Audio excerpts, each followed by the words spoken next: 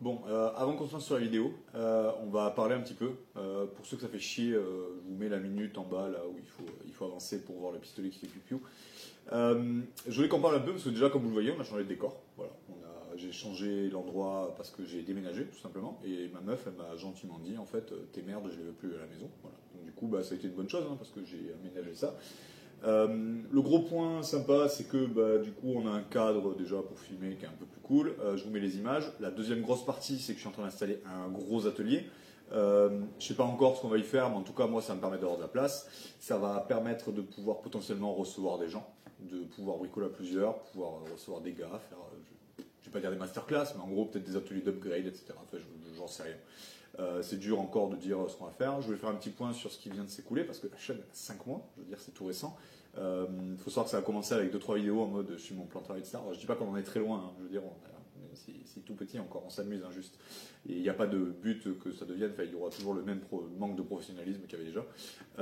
Mais on va continuer comme ça tranquillement. Il faut savoir qu'il y a 5 mois, ça a commencé en mode j'ai filmé 3 tutos sur mon plan de travail parce que ça m'amusait et je voulais montrer les trucs. Et en fait, c'est cool, j'aime bien, les retours des gens sont sympas, etc. Donc du coup, c'est là que je me suis lancé des marchés, partenariats, etc.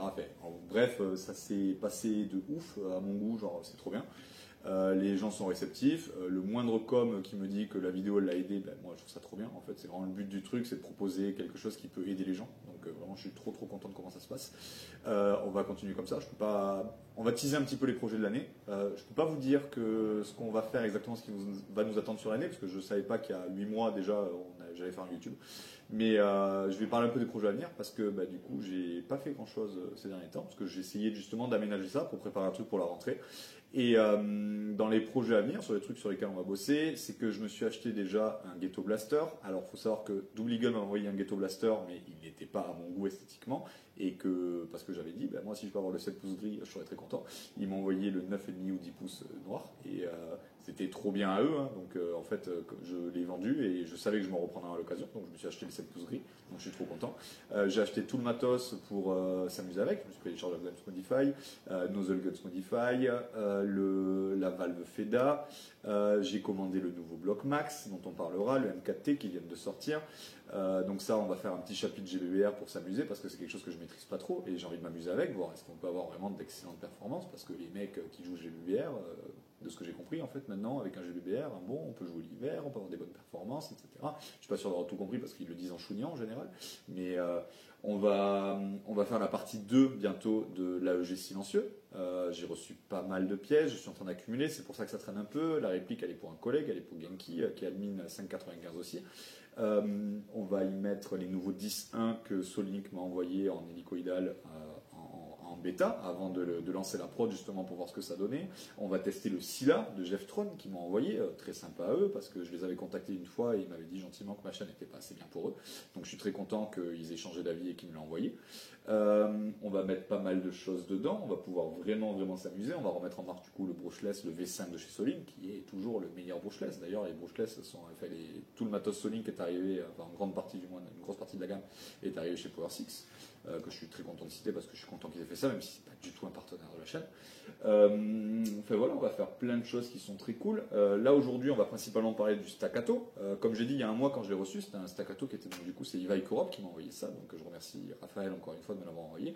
Et comme je disais, en fait, je l'ai trouvé très cool. J'ai décidé que j'allais en faire ma réplique principale et que du coup j'allais acheter accessoires, upgrade, etc. Fait qu'on allait s'amuser dessus. Du coup, c'est ça qu'on va voir aujourd'hui principalement. Qu'est-ce qu'on va voir dans les choses à venir aussi? La MPX que j'ai reçue il n'y a pas très longtemps, qui est d'origine en interne. Est-ce qu'on y fait une upgrade AEG, que je toque à la porte de chez Begadi encore une fois pour leur dire tiens j'aimerais bien tester un truc, ou est-ce que j'y mets un Inferno que j'ai qui traîne? Je sais pas encore, on verra, on va s'amuser, mais en tout cas je pense que on va faire une petite upgrade dessus, on va voir à l'interne ce que ça vaut parce qu'on le sait, c'est un peu de la merde en interne. Enfin voilà, ça c'est un petit peu les projets qui sont à venir. Le reste, je sais pas, on verra petit à petit. Honnêtement, là la priorité, ça va être d'installer vraiment bien l'atelier parce que j'ai rien de prêt encore. J'ai pas bricolé dedans pour l'instant, Donc ça va être quand même assez cool déjà de pouvoir vraiment avoir un gros espace pour bricoler. Ceux qui aimaient le côté plan de travail en bordel, rassurez-vous, il y aura encore plus de plans de travail en bordel maintenant, parce que j'ai encore plus de place pour mettre du bordel. On va essayer de garder clean justement la partie pour filmer en fait, pour que j'ai de la place pour présenter les trucs. Mais toute la partie méca, on va la garder. Je pense que je referai petit à petit les anciens tutos pour essayer de les faire de manière un petit peu plus propre, avec un peu de montage, que ce soit un petit peu plus lisible, même si je pense qu'en fait en termes de... Le fond il est bon dessus, mais putain du short rock, la vidéo je sais plus combien elle fait, mais elle doit faire 20 minutes en fait, je fais que parler, alors que maintenant je sais utiliser mon téléphone pour faire un montage et pour couper les trucs inutiles, etc. Donc je pense que ça sera quand même bien de les refaire à l'occasion. Mais voilà, pour faire un petit point, moi je suis très content de comment ça s'est goupillé. On va continuer l'année, je vais essayer de faire de mieux en mieux pour rendre les vidéos en fait le plus lisible possible, que ce soit le plus agréable à regarder possible. Le fond ne changera pas, parce que le but c'est que ce soit toujours dédié tech, mecha, etc. On va juste rajouter le GBBR dans le lot parce que j'ai envie de m'y pencher un petit peu. Je sais pas, est-ce que je ne mettrai pas qu'à ça, parce que voilà, mais j'ai envie en tout cas de bien explorer le truc. Et on va se passer directement sur le staccato. Du coup, le staccato, on rappelle, c'est un staccato donc du coup 6 mm Pro Shop, c'est une marque comme EMG, c'est une marque de Evike. Raphaël de Evike Europe me l'a envoyé il y a à peu près un mois, j'avais dit que j'en fais ma réplique principale, j'en fais carrément ma réplique principale, j'en suis très très content. On va voir un petit peu ce que j'ai acheté, pour le faire tourner. Déjà, un des éléments forts de l'accessoirisation, ça va être le O-Sight de Olight qu'ils m'ont envoyé pour tester. Moi, c'est un produit que j'ai un petit peu joué avec, je le trouve très cool. Je ne suis pas un expert pour parler Red Dot, etc. Et on va parler d'un produit qui est quand même, on va quand même en parler parce que vraiment c'est très très cool qu'il m'a envoyé ça. On parle d'un produit qui est à 240 €. Donc c'est quand même un prix. Je ne suis pas sûr que c'est quelque chose que j'aurais acheté moi-même. Et quand je dis je suis pas sûr, je suis sûr que non. Parce que je ne suis pas du genre à mettre beaucoup d'argent dans mes accessoires. J'ai acheté une petite repro de Surfire sur AliExpress. Les petites taches que vous voyez, c'est parce que j'ai fait de la bande de peinture à côté. Et bon, comme ça, je m'en fous en fait, j'ai laissé comme ça.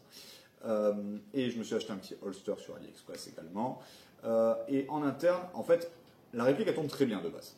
Je fais un P1, hein. Je mets de la 0,25 dedans, ça tire à 20 mètres, c'est déjà excellent en termes de perf. Mais moi j'aime bien aller un petit peu plus loin sur ça. En fait, ça me sert à rien en partie, parce que vraiment mon PA je le sors en général en dessous des 10 mètres, quoi, genre vraiment maximum. Mais pour le principe, comme je fais un petit peu voilà, je fais mes tests sur cible, etc., je viens un petit peu de l'upgrade. Donc du coup, j'ai acheté un canon PPS en 6.01, ça c'était juste pour gratter quelques FPS. Le diamètre, je vous rappelle que on n'a rien à branler. J'ai acheté le bloc TTI parce que j'avais testé la version Glock, ça tournait vraiment très très bien. Et j'ai mis pour l'instant un joint Silverback en 60 degrés qui marche genre de ouf sur les PA et qui fonctionne très très bien avec l'appui du TTI. Donc là à l'heure actuelle on est passé à une perf sur les PA où je tire à 40-45 mètres, genre avec une très très grosse précision, sachant qu'il n'y a pas, comme on l'a vu déjà, un mouvement qui est énorme au niveau du staccato, contrairement par exemple à un Glock où le canon externe se balade dans tous les sens, donc du coup la perf elle est très bonne. Là sur la partie upgrade, elle est un peu overkill dans le sens où il n'y a pas l'intérêt de faire ça, quoi. Je veux dire vraiment c'était pour s'amuser.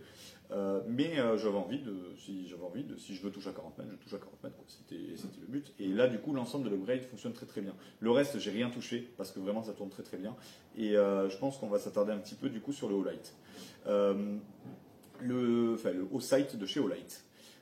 Il arrive avec, donc du coup, en fait, ce qui est sympa. Ok. Comme je disais, c'est un matos qui est un petit peu cher. Moi, je vais parler Airsoft. Je vais parler de mon utilisation du produit. Je me suis renseigné avant qu'il me l'envoie. J'ai regardé des vidéos, etc. C'est pas un produit qui est destiné à des commandos ou des opérationnels. Donc en fait, effectivement, en termes de choc, etc., il n'a pas l'air d'être d'une solidité genre incroyable. On va pas se mentir. Moi, je suis largement assez capable de faire attention à mon matériel dans une utilisation Airsoft, en tout cas, pour pas l'abîmer. Donc, moi, de mon point de vue à moi, la solidité, elle n'est pas très grave. Je veux dire, je mets de l'argent dans mes répliques, dans n'importe quoi. Je veux dire, ma GEP, c'est une question de savoir pourquoi on met le budget. La GEP, le corps FRS gris comme ça, juste parce que je voulais qu'il soit gris. Or, c'était déjà un corps GEP de base. Je l'ai acheté 200 €. Est-ce que c'est justifié de mettre 200 € dans ça ou pas? Il y a plein de gens qui trouveront qu'en fait, 200 € dans ça, c'est pas très utile. Et le but, c'est de se faire plaisir seulement. Donc 240 € dans un viseur pour un PA, en fait, on est sur un petit peu la même problématique. C'est une question de est-ce que tu as envie de te faire plaisir ou pas. Mais toujours est que je sais que j'ai acheté ça à ce prix-là, et donc du coup, j'en prends relativement soin. Moi, j'ai adoré mon utilisation sur le site parce que ça vient donc du coup avec un. On va pas faire de unboxing, etc. C'est pas le genre. Ça vient donc du coup avec un petit boîtier pour le recharger. Et le principe de je ne retire pas mon dot ni rien. Je pose mon petit boîtier dessus, je le recharge. J'ai pas à me poser la question de la pile ou quoi que ce soit. J'ai lu des gens qui disaient oui, mais une pile, au moins ça se peut se changer en 2 secondes en situation, etc. Moi, le truc, il a une autonomie déjà qui tient des centaines d'heures en utilisation, même maximale. En fait, clairement, la veille de jouer, je branche ma batterie pour mon HPA, je branche mon anti-foc de chez Noctwatch. Et donc, du coup, je suis largement capable de recharger mon Red Dot pour qu'il tienne ma journée. Donc, moi, c'est un truc qui me touche pas de ouf. Par contre, du coup, je trouve ça très pratique. Voilà, parce que j'ai qu'à avoir mon boîtier chargé, je le mets dessus, c'est chargé. C'est très bien. Est-ce que cette accessoirisation vaut 240 €? Ça, comme je disais, c'est une question de. On met l'argent dans ce qu'on a envie pour se faire plaisir. Donc ça regarde chacun. Moi, ce que j'aime beaucoup dedans, c'est que la vue est très grande. En fait, on a vraiment un angle de vue qui est très costaud et qui permet en fait une très bonne acquisition. Un PA, moi je joue jamais avec des RMR de base sur des PA, parce qu'en fait un RMR, la vitre elle est un peu petite, et du coup quand tu es en train de viser, il suffit que tu tires, et en fait ça bouge tellement que tu perds totalement ta visée. Là, on a un angle que je pourrais largement mettre sur un support, et c'est pas impossible que je le fasse à l'occasion, que ça reste pas dessus, que je pourrais mettre sur une Reos, donc du coup ils vendent avec un petit socle Picatinny, que moi je n'ai pas mais ils le vendent, et pour le mettre sur une Reos et l'utiliser sur une réplique longue. Moi j'aime beaucoup le principe déjà d'un RMR sur une réplique longue de base, parce que l'acquisition je la trouve vraiment très rapide, et là avec vraiment la fenêtre qui est très grande, je pense que c'est le genre de truc que je pourrais faire à l'occasion. Je le ferai en tout cas, je le testerai parce que du coup, moi, on va être très honnête, c'est l'optique la plus qualitative que je possède à l'heure actuelle. Voilà, sur ma GP, je me traîne un T1 Holy Warrior, qui est super, mais on est sur un machin à 60 €. On n'a quand même pas la qualité du Osite, on va pas se mentir. De ce que j'ai testé sur tir, sur cible, comme ça, moi je trouve ça du coup trop bien. Je ne l'ai pas testé sur une arme, donc qu'est-ce que je peux dire? Est-ce qu'il tient le 0 si je le mets sur une vraie arme? J'en sais rien. Je pense qu'à l'occasion, par curiosité, je ferai des tests. Parce que j'ai un collègue admin 595 qui fait du tir et qui m'a dit si tu veux à l'occasion, on le met à l'épreuve, on le met sur un Glock et on le met à l'épreuve. On le fera sûrement à l'occasion. Mais là, tout de suite, je ne l'ai pas fait. Et en fait, c'était pas pertinent pour moi dans la présentation de voir est-ce qu'il tenait sur une arme. Parce qu'à aucun moment, je ne vais le mettre sur une arme. Et je ne fais pas de la vidéo de présentation de matériel pour des mecs qui font du tir. Voilà. Mais ce produit, à première vue, est destiné pour des tireurs sur cible. De ce que j'ai compris, parce que, comme j'ai dit, il n'est pas fait pour être à toute épreuve non plus, donc il n'est pas fait pour être amené sur un champ de combat, mais en même temps, moi, un truc qui est fait pour être amené sur un champ de combat, comme je le dis, ça ne m'intéresse pas. Je fais de l'airsoft. Donc je le juge dans une utilisation airsoft, est-ce que c'est pertinent? Moi, je suis très content de l'avoir reçu, comme je dis, donc c'était normal pour moi que je le présente et que j'en parle. Après, oui, effectivement, c'est un budget. Olight m'a assorti ce magnifique Osite d'un code promo de 10% que je vous mets dans la description de la chaîne, et ils ont débuté là des ventes pour mettre en avant les produits. Je sais qu'il y a beaucoup de polémiques autour de Olight. Moi, les polémiques, je ne vais pas mentir, je m'en cogne. Voilà. Il y a beaucoup de produits que je présente sur la chaîne en fait que genre je le présente parce que j'ai envie de le présenter moi. Moi, tous les gens que j'ai vus qui avaient des lampes Olight en fait très contents. Donc en fait, je n'ai pas la capacité de le recommander, de dire est-ce que c'est un excellent choix, est-ce que c'est la meilleure chose à acheter, une lampe Olight pour ce tarif-là, etc. Moi, je m'en prendrai sûrement une à l'occasion parce que de ce que les gens que j'ai autour de moi sont très contents et je testerai moi-même parce que petit à petit, en fait, je vais me pencher sur la chaîne à combler un petit peu les lacunes que je peux avoir en fait pour faire du coup de la review d'équipement, etc. Parce que c'est des choses que je ne maîtrise pas à l'heure actuelle énormément. Même si ce ne sera pas un élément central, on va pas s'amuser à faire de la review de l'or régulièrement non plus. Mais je testerai sûrement à l'occasion. En tout cas, moi, le Osite, dans la mesure où c'est quelque chose qu'on m'a offert, j'en suis ravi. L'acquisition est top, etc. Je ne l'ai pas testé en partie, j'ai fait que du tir sur cible à l'heure actuelle. Je l'ai testé, mais trop rapidement en tout cas. Je l'amènerai sur des week-ends complets pour voir en termes d'autonomie, etc., ce que ça tient. Mais moi, mon bilan là, à l'heure actuelle, c'est qu'il y a pas mal de choses qui sont gadgets. Comme je disais, la charge magnétique, etc. C'est quand même vendu dans un packaging qui est vraiment très stylé et je trouve quand même pas mal pour le prix, même si c'est pas ce qu'on cherche. Il y a vraiment tout un set de petits vis pour la plaque RMR pour que ça s'adapte à plein de choses, etc. On n'achète pas un produit pour son packaging, coucou les fans de Tokyo Marui, mais c'est quand même sympa qu'il y soit. Donc moi j'en suis content, c'est un peu gadget, c'est pas un produit qui est donné, mais en fait c'est une question, voilà, on va revenir vraiment à ça, c'est que les dépenses en airsoft c'est pour se faire plaisir. Moi mon bilan à l'heure actuelle sur ce produit, c'est que c'est un peu gadget, dans le sens où effectivement c'est des petits trucs qui font que j'ai apprécié le produit, comme la charge magnétique, etc. Mais en fait, effectivement, c'est une dépense. Après, le but c'est de se faire plaisir. Voilà. Donc en fait, on en revient à ce que je disais tout à l'heure. Donc en fait, celui que ça fait plaisir de mettre de l'argent dans un dot, c'est comme les mecs en GBR que ça fait kiffer d'avoir une VFC parce que tu peux mettre une Trigger RS qui vaut 390 €. C'est pas une dépense que je ferais moi à l'heure actuelle, mais en fait, on n'est personne pour juger le plaisir de quelqu'un d'autre. Mon staccato, il tournait très bien de base.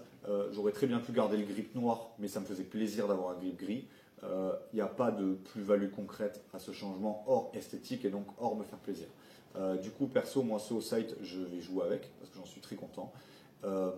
Effectivement, je ne sais pas en termes de promo ce que ça peut donner, etc. Mais oui, comme je dis, c'est un budget, on va pas se mentir.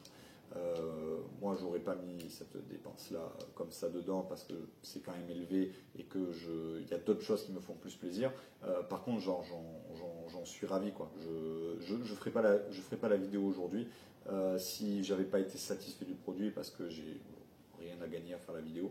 Le but c'était de présenter en fait ce qui était devenu donc du coup ma réplique principale et comment j'avais choisi de l'accessoiriser. Si vous avez des questions sur les accessoires qui ont été utilisés, etc., n'hésitez pas. Comme je disais, lampe et holster, c'est du AliExpress, on est sur des choses qui sont vraiment à des tarifs qui sont très sympas et j'ai pris vraiment le plus cheap possible parce que la lampe, c'est pas quelque chose que j'utilise énormément, je fais pas une quantité de CQB énorme. Et le holster, en fait, moi, tant qu'il tient bien la réplique et qu'il est réglable, ça me suffit. J'ai pas besoin d'avoir du matériel RS, je m'en fiche un petit peu. C'est pour ça qu'aussi que ça me faisait vraiment plaisir de recevoir ce site parce que je ne mets pas cet argent-là, moi, de base, sur ce genre de produit. Voilà. Pour ceux qui l'ont déjà essayé ou quoi que ce soit, je vous laisse en juger. Moi, en tout cas.